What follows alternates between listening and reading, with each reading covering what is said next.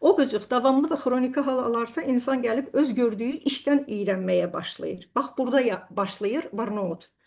Bəzən də burnout-a bruksizm də əlavə olunur. Mən çox müəllimləri görmüşəm, dişlərini o qədər sürtürlər, bir-birinə qıcıyırlar ki, bu tərəfdən dərinin altında bu çənənin işləməyi görsənir. Onlarla belə aşkisiz belə görmək olur ki, bu hissə möhkəm işləyir. Nəyə görə? Çünki arxa dişlərini, indi mən qabaq dişlərimi sürtə bilirəm, amma arxa dişimi çox şey eləyə bilmirəm, sürtə bilmirəm. Amma bu o deməkdir ki, insan o qədər içə atıb ki, o qədər emosiyalarını bir üzə verməyib ki, o qədər dözüb ki, dözməyi seçib ki, adam artıq özü bir-birinin dişlərini sürtür, qıcıyır dişlərini.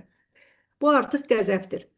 Ehtiyatlı olun, belə insanlar uzun müddət belə davam edərsə, bruksizm də varsa burnoutun içində, o zaman insan adam öldürməyə qədər gəlib çıxa bilər. Özdə bu insanlar daima sakit insanlar olur. Mənim kimi səskil küylü danışan insanlar olmur. Yəni bu dediyim simptomlara tez tutulan insanlar.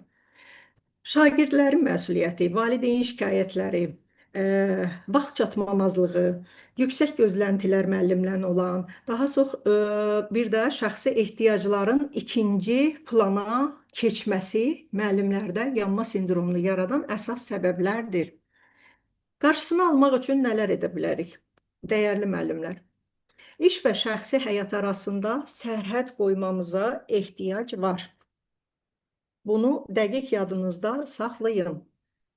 İşlə bilirsiniz, o sərhədlər bəzən məndə də pozulur. Məsələn, bir də görürsən ki, pasientdir də, yazıbdır. Axşam saat 8-dən sonra yazır. Özdə görürsən, cavab vermirsən, götürür, qırmızı nida qoyur, qırmızı buynuzlu bir dənə əsəbləşən smailik var, onu qoyur.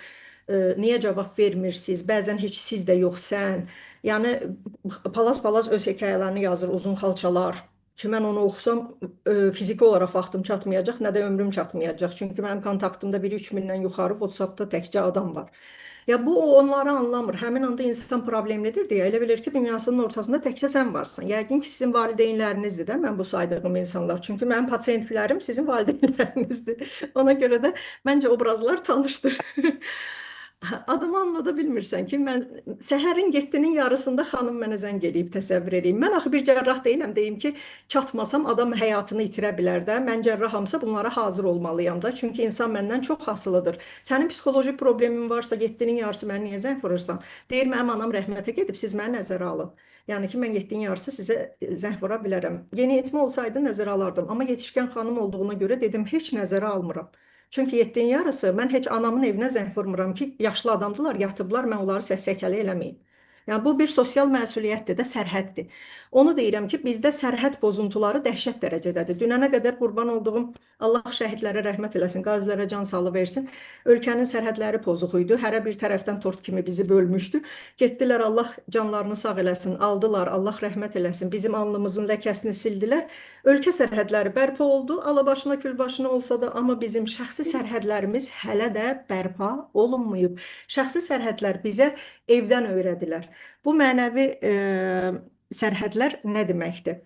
Mənəvi sərhədlər psixoloji olaraq emosional bizim uşaqlıqdan qazandığımız öyrədilənlərdir. Özünü qorumaq üçün qurduğumuz daxili limitlərdir. Onlar olmazlarımızdır. Demək olar ki, həm də dəyərlər sistemimizdir.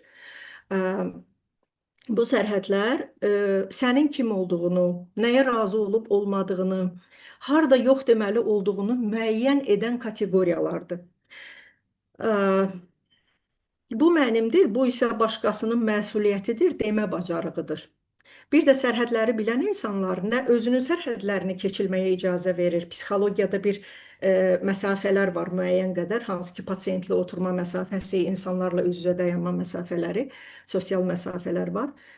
Həmin o məsafələri insan özü üçün biləndə ki, nəyi mənə etmək olar, nəyi etmək olmaz, başqa insana da başa düşür avtomatik ki, bunu eləyə bilmərəm ona. Bunu etməyə haqlı deyiləm.